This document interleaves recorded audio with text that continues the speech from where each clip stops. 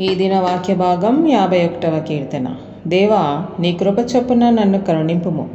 నీ వాత్సల్య బాహుళ్యము చొప్పున నా అతిక్రమములను తుడిచివేయుము. నా దోషము పోవునట్లు నన్ను బాగుగా కడుగుము. నా పాపము పోవునట్లు నన్ను పవిత్రపరచుము. నా అతిక్రమములు నాకు తెలిసే ఉన్నవి, నా పాపం ఎల్లప్పుడూ నా ఎదుట ఉన్నది. కేవలము నీకే విరోధముగా నేను పాపం చేసి ఉన్నాను. నీ దృష్టి ఎదుట నేను చెడుతనము చేసి ఉన్నాను. కావున ఆజ్ఞ ఇచ్చినప్పుడు నీవు నీతిమంతుడవుగా అగుపడదువు. తీర్పు తీర్చినప్పుడు నిర్మలుడవుగా అగుపడదువు. నేను పాపములో పుట్టిన వాడను, పాపములోనే నా తల్లి నన్ను గర్భము ధరించెను.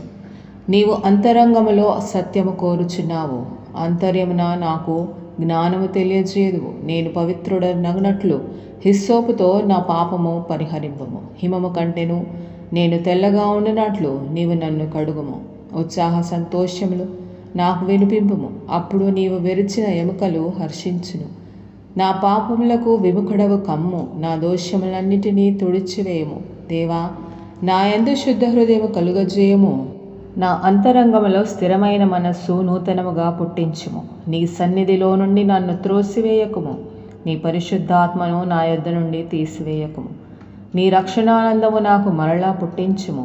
సమ్మతి గల మనస్సు కలగజేసి నన్ను దృఢపరచుము. అప్పుడు అతిక్రమము చేయువారికి నీ త్రోవలను బోధించెదను. పాపులను నీ తట్టు తిరుగుదురు.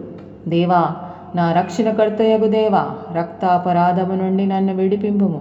అప్పుడు నా నాలుక నీ నీతిని గూర్చి ఉత్సాహగానము చేయును. ప్రభువా, నా నోరు నీ స్తుతిని ప్రచురపరచునట్లు నా పెదవులను తెరువుము. నీవు బలిని కోరువాడవు కావు. కోరిన ఎడల నేను అర్పించుదును. దహన బలి నీకిష్టమైనది కాదు. విరిగిన మనస్సే దేవునికి ఇష్టమైన బలులు. దేవా, విరిగి నలిగిన హృదయమును నీవు ఆలక్ష్యము చేయవు. నీ కటాక్షము చొప్పున సియోనుకు మేలు చేయము. యెరూషలేము యొక్క గోడలను కట్టించుము. అప్పుడు నీతియుక్తములైన బలులను, దహన బలులను, సర్వాంగ హోమములను నీకు అంగీకృతములగును.